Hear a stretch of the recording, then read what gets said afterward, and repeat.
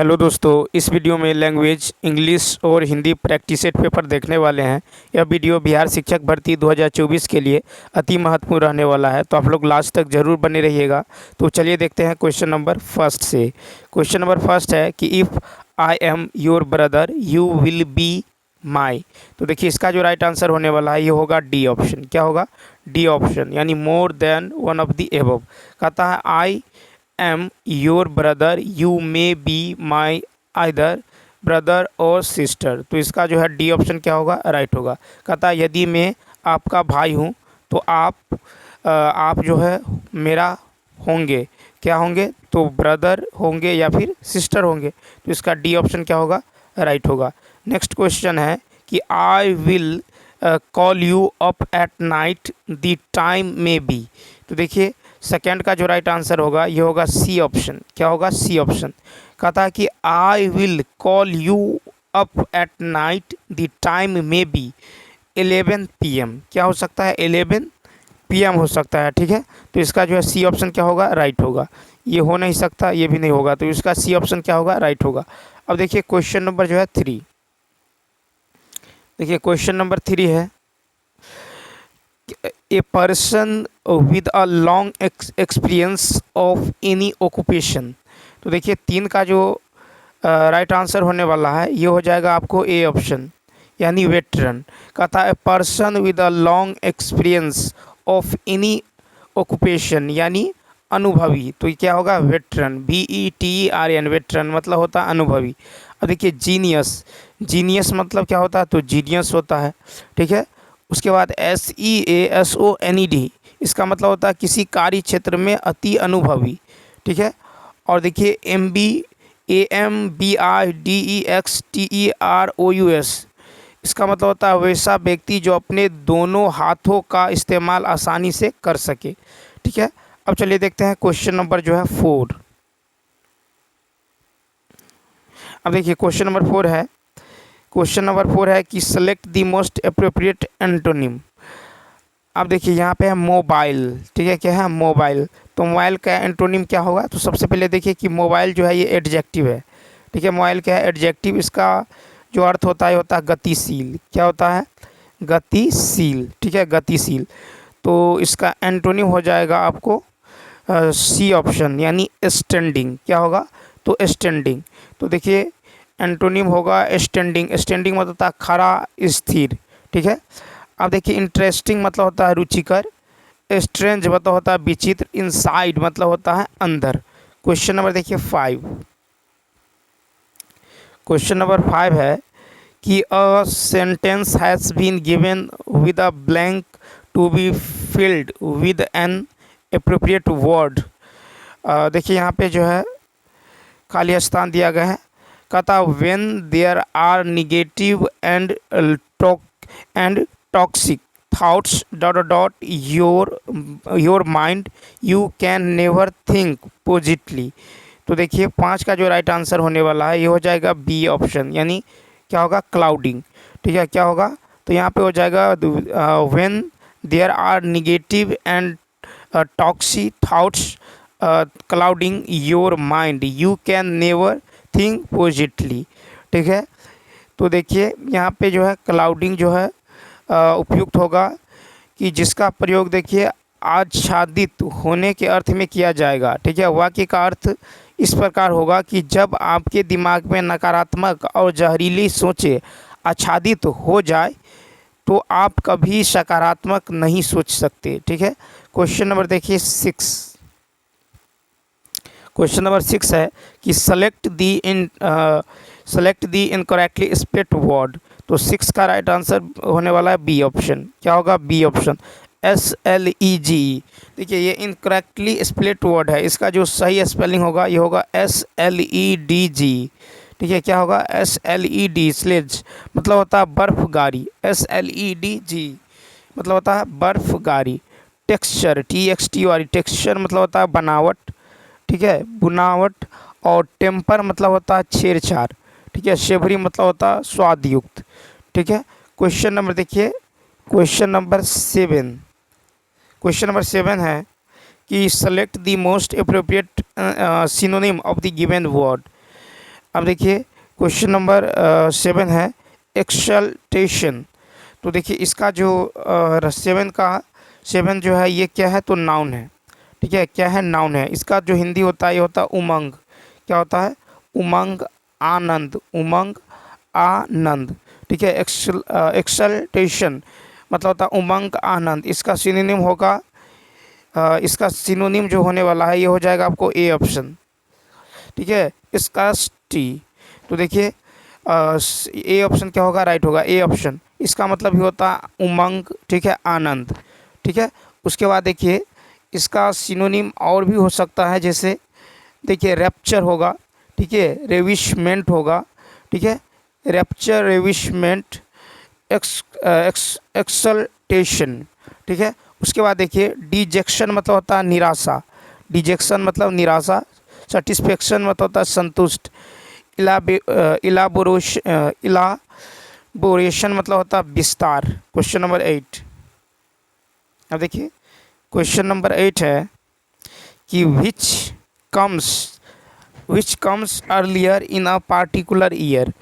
तो 8 का right answer होगा सी ऑप्शन, यानी फरवरी। तो देखिए इन particular year by the option February comes earlier. तो इसका सी ऑप्शन क्या होगा, राइट होगा, क्या होगा, तो फरवरी। ठीक है, फरवरी यानी फरवरी। ठीक है, अब देखिए यहाँ से 9 से जो है हिंदी शुरू होता है। तो 9 से हिंदी में है कि हिंदी भाषा के उद्भव का सही अनुक्रम क्या है।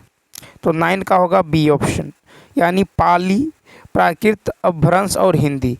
ठीक है, तो हिंदी भाषा के उद्भव का सही अनुक्रम है पाली, उसके बाद है प्राकृत, क्या है, तो पाली, उसके बाद है आपको प्राकृत, पाली, प्राकृत, अपभ्रंश, ठीक है, अपभ्रंश, उसके बाद है हिंदी। ठीक है, पाली, प्राकृत, अपभ्रंश और हिंदी। भारतीय आर्य भाषा का उत्पत्ति संस्कृत भाषा से हुई है। ठीक है, भारतीय आर्य भाषा को 3 कालों में बांटा गया है। पहला तो प्राचीन भारतीय आर्य भाषा काल 1500 से 500 ईसा पूर्व, और मध्यकालीन भारतीय आर्य भाषा काल ये 500 ईसा पूर्व से 1000 ईसा पूर्व तक। आधुनिक भारतीय आर्य भाषा काल इसका जो पीरियड है यह है 1000 से 1000 ईस्वी से। अब देखिए प्रारंभिक बौद्ध साहित्य पाली भाषा में लिखी गई हैं। महात्मा बुद्ध ने अपना उपदेश भी पाली भाषा में दिया है। अपभ्रंश का अगला चरण अवहट है। क्वेश्चन नंबर देखिए 10। क्वेश्चन नंबर 10 है कौन सा शब्द विदेशी है। तो 10 का राइट आंसर होगा डी ऑप्शन। तो देखिए महल मूलतः अरबी भाषा का शब्द है। ठीक है, महल जो है मूलतः अरबी भाषा का शब्द है। महल और पपीता विदेशी भाषा का शब्द है। ठीक है, पपीता जो है पुर्तगाली भाषा शब्द है, पुर्तगाली। पपीता जो है ये पुर्तगाली भाषा शब्द है। ठीक है, पुर्तगाली। उसके बाद नेक्स्ट है कि महल का अर्थ होता है कि भव्य और शानदार भवन। ठीक है, शब्दों की उत्पत्ति की दृष्टि से शब्द के 4 भेद होते हैं, तत्सम, तद्भव, देशज, विदेशज। ठीक है, और देखिए विदेशियों के संपर्क में आने के कारण हिंदी भाषा में हजारों शब्दों विदेशी भाषाओं का समावेश हो गई हैं। Question number 11। तो इसका डी ऑप्शन क्या होगा, राइट होगा। अब क्वेश्चन नंबर 11 है कि अवयव को क्या कहा जाता है। अव्यय को क्या कहा जाता है। तो 11 का होगा बी ऑप्शन, अविकारी। अव्यय को अविकारी शब्द कहा जाता है। अव्यय को अविकारी शब्द इसलिए कहा जाता है कि लिंग, वचन और कारक से कोई विकार नहीं होता। अव्यय शब्द किसी भी स्थिति में एक समान रहता है, उसका रूप नहीं बदलता है। ठीक है, जो अव्यय क्रिया की विशेषता प्रकट करता है उसे क्रिया विशेषण कहते हैं। अव्यय का उदाहरण जो है पास, जहाँ तहाँ, यहाँ, पीछे, सर्वदा, नित्य, बहुधा, कई बार इत्यादि हैं। क्वेश्चन नंबर 12 है कि सर्वनाम का भेद इनमें से कौन सा नहीं है। A option. तो देखिए गुणवाचक सर्वनाम का भेद नहीं है। सर्वनाम के 6 भेद होते हैं, पुरुषवाचक, निश्चयवाचक, अनिश्चयवाचक, प्रश्नवाचक, संबंधवाचक और निजवाचक। ठीक है, क्वेश्चन नंबर देखिए 13।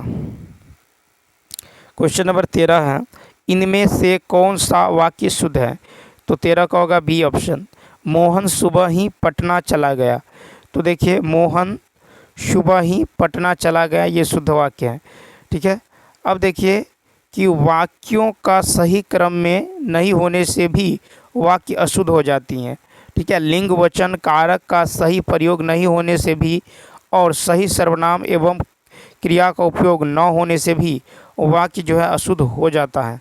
क्वेश्चन नंबर नेक्स्ट है, कर्मवाच्य में किस प्रकार की क्रिया का प्रयोग होता है? 14 का होगा सी ऑप्शन, सकर्मक क्रिया। तो कर्मवाच्य में सकर्मक क्रिया का प्रयोग होता है। ठीक है, सकर्मक क्रिया का प्रयोग होता है।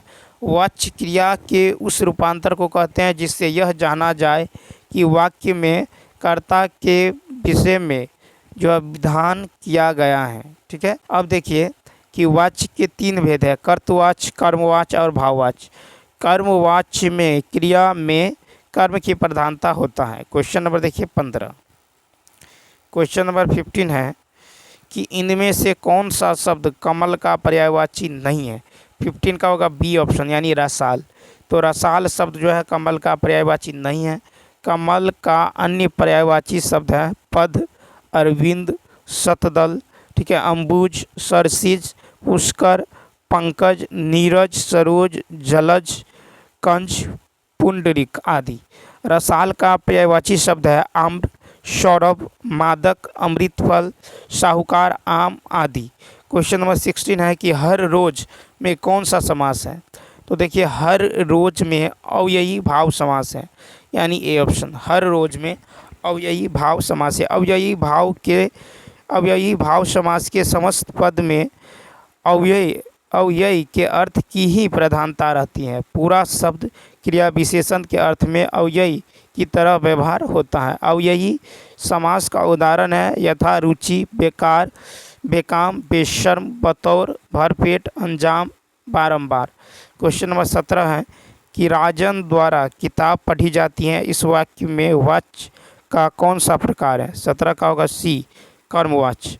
ठीक है, राजन द्वारा किताब पढ़ी जाती है, इस वाक्य में कर्मवाच्य है। कर्मवाच्य क्रिया के उस रूपांतर को कहते हैं जिससे ज्ञात होता है कि वाक्य का उद्देश्य क्रिया का कर्म है। कर्मवाच्य में कर्ता के आगे से कॉमा द्वारा कारक चिन्ह लगा रहता है, लेकिन कर्म के आगे कारक चिन्ह नहीं लगता है। बिना कर्ता के भी कर्मवाच्य के वाक्य बनते हैं। उदाहरण के लिए जैसे पत्र भेज दिया गया। क्वेश्चन नंबर देखिए 18। नेक्स्ट है कि हम ताजमहल देखने जाएंगे, इस वाक्य में हम सर्वनाम का कौन सा प्रकार है? तो देखिए 18 का जो राइट आंसर होगा ये होगा सी ऑप्शन, पुरुषवाचक। हम ताजमहल देखने जाएंगे, इस वाक्य में हम जो है पुरुषवाचक सर्वनाम है। जिस शब्द का प्रयोग संज्ञा के बदले होता है उसे सर्वनाम कहते हैं। सर्वनाम के 6 भेद होता है, पुरुषवाचक सर्वनाम, निश्चयवाचक सर्वनाम, अनिश्चयवाचक सर्वनाम, संबंधवाचक सर्वनाम, प्रश्नवाचक सर्वनाम और निजवाचक सर्वनाम। पुरुषवाचक सर्वनाम के 3 भेद हैं, उत्तम पुरुष, मध्यम पुरुष और अन्य पुरुष। क्वेश्चन नंबर देखिए 19। क्वेश्चन नंबर 19 है कि व्यष्टि का विलोम शब्द है, तो बी ऑप्शन। तो देखिए व्यष्टि का विलोम है समष्टि, ठीक है, समष्टि। और प्रतीची शब्द जो है प्राची का विपरीतार्थक शब्द है। और देखिए सृष्टि का विलोम शब्द जो है प्रलय होता है। व्यक्ति का विलोम शब्द समाज होता है। 20 है कि दीर्घ बाहु में कौन सा समास है? तो 20 का होगा सी, बहुब्रीहि समास। तो दीर्घ बाहु में बहुब्रीहि समास है। दीर्घ बाहु, दीर्घ है बाहु जिसके अर्थात विष्णु जी। बहुब्रीहि समास में कोई पद प्रधान नहीं होता। बहुब्रीहि समास में दोनों शब्द मिलकर एक नया अर्थ प्रकट करते हैं, जैसे पीताम्बर। ठीक है, बहुब्रीहि समास का मुख्यतः 4 भेद है। ठीक है, समाधिकरण बहुब्रीहि, व्याधिकरण बहुब्रीहि, तुल्य योग बहुब्रीहि और व्यतिहार बहुब्रीहि। क्वेश्चन नंबर देखिए 21, कहता घोड़ों का घर कितनी दूर, इस लोकोक्ति का सही अर्थ है 21 का होगा ए ऑप्शन, यानी कर्मठ व्यक्ति के लिए सफलता सरल होती है। ठीक है, घोड़ों का घर कितनी दूर, इस लोकोक्ति का अर्थ है कि कर्मठ व्यक्ति के लिए सफलता सरल होती है। ठीक है, अब देखिए कमर सीधी करना, मुहावरे का अर्थ है थकान मिटाना। अंक भरना, इस लोकोक्ति का अर्थ है कि स्नेह से लिपट लेना। अंग टूटना, लोकोक्ति का अर्थ है थकान का दर्द। छोटी मुंह बड़ी बात, लोकोक्ति का अर्थ है कि बढ़ा चढ़ाकर बातें करना। ठीक है, अब देखिए 22, क्वेश्चन नंबर 22 है कि हिंदी में अल्पप्राण वर्णों की संख्या कितनी है। हिंदी में अल्पप्राण वर्णों की संख्या कितनी है, तो 22 का जो राइट आंसर होगा ये होगा सी ऑप्शन, यानी 19। तो देखिए हिंदी में अल्पप्राण वर्णों की संख्या है 19। ठीक है, उसके बाद देखिए क्वेश्चन, अल्पप्राण के अंतर्गत प्रत्येक वर्ण का पहला, तीसरा और पांचवा वर्ण तथा अंतस्थ व्यंजन वर्ण आता है। ठीक है, तो हिंदी में अल्पप्राण वर्णों की संख्या है 19। अल्पप्राण के अंतर्गत जो है प्रत्येक वर्ण का पहला, तीसरा, पांचवा वर्ण तथा अंतस्थ व्यंजन आता है। अल्पप्राण वर्ण है क, ग, र, च, ज, उसके बाद है यह, ट, ड, न, त, द, न, प, ब, म, य, र, ल, व। अब देखिए महाप्राण की संख्या यहाँ पे 14 है, जैसे ख है, घ, छ, झ, ठ, ड, उसके बाद थ, ध, फ, म, तालव स, मूर्धन्य स, दंत स और ह है। क्वेश्चन नंबर 23 है कि तैरने की इच्छा के लिए इनमें से उपयुक्त शब्द कौन सा है। 23 का होगा ए ऑप्शन। तो देखिए तैरने की इच्छा के लिए उपयुक्त शब्द है तितिक्षा। ठीक है, तितिक्षा। पीने की इच्छा रखने वाले के लिए एक शब्द है पिपासा। कुछ जानने की इच्छा जिज्ञासा। कुछ काम करने की इच्छा है चिकित्सा। ठीक है, खाने की इच्छा जो है यह है बुभुक्षा। ठीक है, अब क्वेश्चन नंबर देखिए 24 कहता है इनमें से तत्सम शब्द कौन सा है। 24 का होगा ए ऑप्शन, मनुष्य। ठीक है, तो देखिए मनुष्य जो है तत्सम शब्द है। मनुष्य का तद्भव रूप मानव है और जूता देशज शब्द है। सूरज का तत्सम शब्द सूर्य है। घर का तत्सम शब्द गृह है। जिस शब्द की उत्पत्ति का स्पष्ट प्रमाण नहीं है उसे देशज शब्द कहते हैं। अब देखिए क्वेश्चन नंबर 25। क्वेश्चन नंबर 25 है कि घास भूस में कौन सा समास है। 25 का होगा बी ऑप्शन, द्वंद्व समास। घास भूस में द्वंद्व समास है।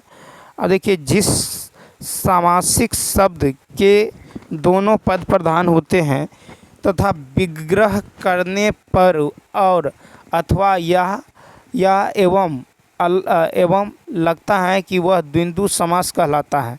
जैसे पाप पुण्य। ठीक है, पाप पुण्य, पाप या पुण्य। ठीक है, तो यहाँ पे ये द्वंद्व समास है। दो या दो से अधिक शब्दों को मिलकर जो एक नया सार्थक शब्द बनता है वह समास कहलाता है। समास के 6 भेद होते हैं, अव्ययी भाव समास, तत्पुरुष समास, कर्मधारी समास, द्वंद्व समास, द्विगु समास, बहुव्रीहि समास। अब देखिए 26 से 30 तक आपको पैसेज को पढ़ के जो है आंसर देना है। ठीक है, तो पहले देखिए चलते हैं क्वेश्चन देखते हैं पहले। अब देखिए यहाँ पे क्वेश्चन है कि सफल व्यक्ति किसे कहा गया है। ठीक है, सफल व्यक्ति किसे कहा गया है। तो देखिए यहाँ पे जो है सफल व्यक्ति किसे कहा गया है, तो यहाँ पे देखते हैं, पैसेज थोड़ा पढ़ते हैं। तो देखिए चुनाव जीवन का सबसे बड़ा कलाकार और सबसे सफल व्यक्ति वह है जो उपयुक्त चुनाव करना चाहता है। चुनाव करने में तनिक भी भूल चूक हो गई तो असफलता, पतन और हानि सुनिश्चित है। कुछ चुनाव हमारे वश में नहीं है, जैसे माता पिता का, देश काल का, जन्म मृत्यु का। कुछ चुनाव हमारे अपने वश में है जिस पर हमारी सफलता और असफलता निर्भर है, जैसे काम करने या न करने का चुनाव, आलस्य और परिश्रम का चुनाव और अच्छी बुरी संगति का चुनाव। तो देखिए यानी क्वेश्चन नंबर 26 का जो राइट आंसर होगा ये होगा सी ऑप्शन। क्या होगा? C option. सफल व्यक्ति किसे कहा गया है? तो जो उपयुक्त चुनाव करे। ठीक है, तो 26 का क्या होगा? C option. अब देखिए क्वेश्चन नंबर 27। क्वेश्चन नंबर 27 है कि कौन सा चुनाव हमारे वश में है। देखिए कौन सा चुनाव हमारे वश में है? तो अच्छी बुरी संगति का। ठीक है, अच्छी बुरी संगति का चुनाव हमारे वश में है।